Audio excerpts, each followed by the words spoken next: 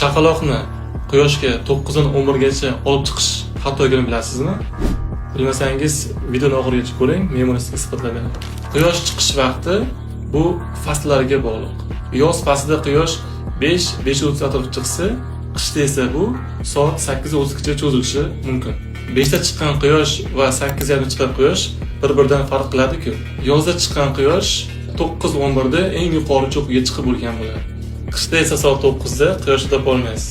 Shuning uchun quyosh chiqishini soatga qarab emas, quyoshning holatiga qarab belgilaymiz. Buni aniqlashning eng oson yo'li telefoningizda pagoda ilovasini oching va unda UV indeksini toping. Bolalar uchun UV indeksi 1 dan 3 gacha xavfsiz hisoblanadi. Bu bolangizga vitamin D sintezlanishi, kalsiyning singdirilishi va immun sistemasini mustahkamlashga yordam beradi. Bu indeks faslariga qarab farqlanadi.